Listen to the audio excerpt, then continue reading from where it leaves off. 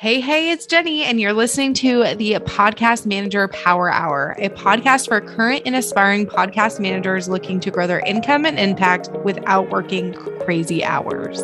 The podcast industry is booming and new podcasts are starting each and every day, so it is the best time to go all in as a podcast manager.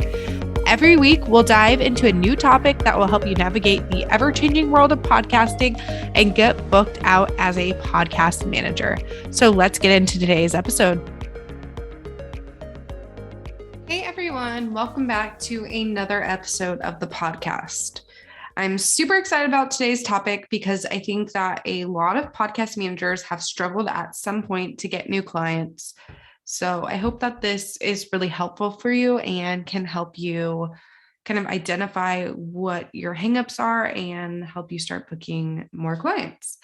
So in this episode, I'm sharing with you 4 reasons that you're not landing clients consistently. And I'm not going to pretend that it was always easy for me to land clients. I know when I first started out back in 2019, most people didn't even really know what a podcast manager was. And they just hired like a general VA to help with their podcast. So it took a lot more educating the client than it does now. I feel like now in 2022, most podcasters know what a podcast manager is, and they typically will go that route over a general VA if they can. So that makes the booking clients a lot easier because you don't have to worry about the education piece as much. It's just like they're trying to figure out who offers exactly what they need and who's going to be the best fit for them versus like you having to tell them why your services are going to benefit them essentially. So yeah, let's dive into the 4 reasons you're not consistently landing clients. So number 1 is you're not making yourself referable. So it doesn't mean that you're not referable at all. It just means you're not like making this a thing.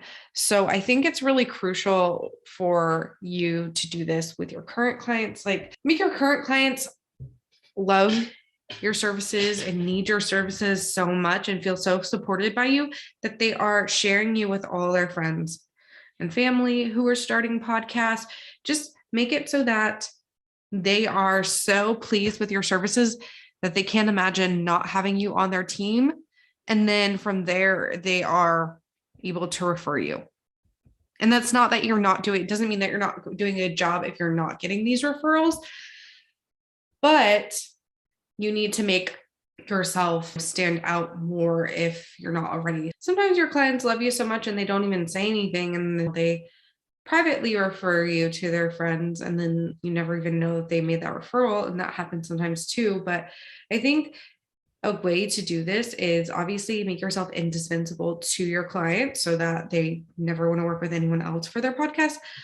But also you want to make sure that you are letting your clients know that you are available for more work.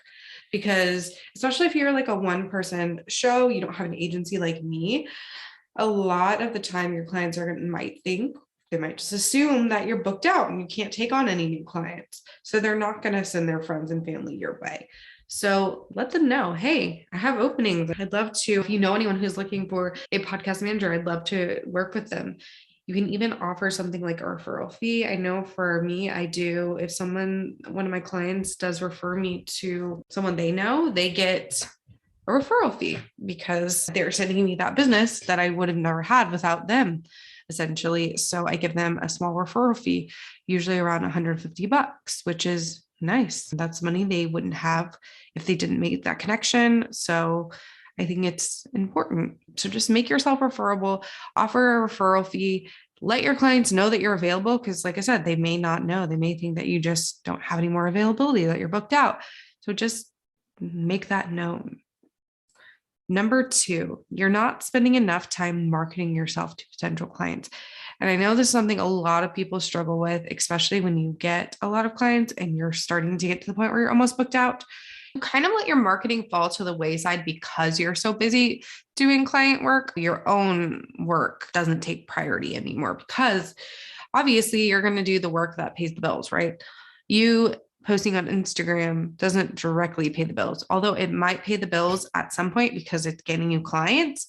in that moment is not paying the bills. So a lot of the time we tend to let our own marketing slip. And obviously that is not good, because then if our referrals dry up, or if anything dries up and we're not continuing to put ourselves out there, if we lose a couple clients, then you don't have any leads coming into your business. So I think it's important to put your business first too. And obviously you need to prioritize your paying clients, because obviously if you didn't have them, you wouldn't have a business. But at the same time, you need to prioritize your own business as well, because if you don't, it's not going to grow. You're going to stay in the same spot. You're not going to grow your income. You're not going to grow your clientele. You're just going to be stuck in the same spot forever. So make sure you are spending enough time on your own business as you are with your client's business. All right. Number 3, you haven't narrowed down your niche enough. So I think being a podcast manager is pretty niche. That is great that you narrowed it down from being like a general VA to a podcast manager. Definitely great that you niche down, but I think you should niche down even further. So not just from a general VA to a podcast manager, but having a niche within podcast management. For example, say you want to just work on parenting podcasts. There's a niche for that. If you just want to work with business coaches, that's a niche for that. Life coaches, health-related podcasts, health and wellness podcasts. You can niche down even further from being a general VA to a podcast manager to a more specialized podcast manager that works with a certain target market. And I know that can be scary. Niching down is scary enough when you're just niching down from like a general VA to a more specialized service. But honestly, it's so worth it, because then you become even more referable, because someone could say, oh, I don't work on these types of podcasts, but my friend Jenny does. She, specializes in this niche. So it just makes yourself more referable from other podcast managers, from your clients, from pretty much anyone. So narrowing down your niche is going to be beneficial for you in the long run, even if it's scary at first. And number 4, you're not hanging out where your target audience is. So you might not be posting at all, or you might be posting on the wrong platform. So for example, say you love Instagram, but your ideal client is just not loving Instagram. Maybe they're on LinkedIn or some other channel, and you are so dead set on being on Instagram. And then you're wondering why you're not seeing any results from that. And that's because your ideal client just isn't hanging out there. So you need to be where your ideal client is. Maybe you don't love LinkedIn, but your ideal client is there. You don't have to put all your time and effort into being there, but you definitely have to show up there to an extent, because you want to make sure your audience is seeing you. They know that you're available. And if you're just over there hanging out on Instagram, then obviously you're not going to have the same results as if you're hanging out where your ideal client is. So that's really crucial. Like I said, you don't need to spend like all of your time on this platform that you don't necessarily like, but you definitely need to be where your target audience is. Otherwise, you're just not going to be seeing new leads come in the door. So yeah, those are the 4 reasons you're not consistently landing clients. You might be experiencing just one of these or a mix of these, but it's okay. I just want to let you know it's okay. We all go through ups and downs in our business. I know, even being here almost 3 years later, almost 3.5 actually, 3.5 years later, I have gone through ups and downs in my business. I've gone through times where I was signing several clients a week. I've gone through times where I maybe only signed 1 client or 0 clients in that month. We're all going to go through ebbs and flows with our business, and that's completely okay. Business isn't going to be completely steady 24/7, because that's just not life. But these tips that I shared with you will hopefully help making landing clients easier, so that you can identify your problem areas and work towards bettering those things. So yeah, I'd love to know, what is your biggest struggle with getting clients? Feel free to DM me on Instagram at jenny.sunnison. Let's chat over there. I'd love to hear from you.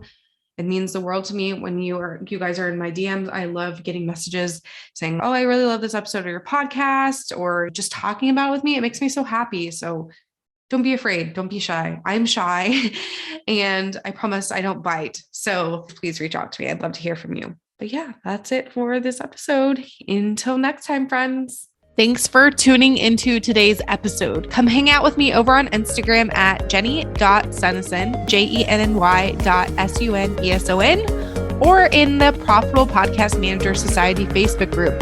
And let me know your thoughts on today's episode because I love hearing from you. You can find all the links and resources in the show notes over at jennysunnison.com. Okay, that's all for now. I'll see you in the next episode.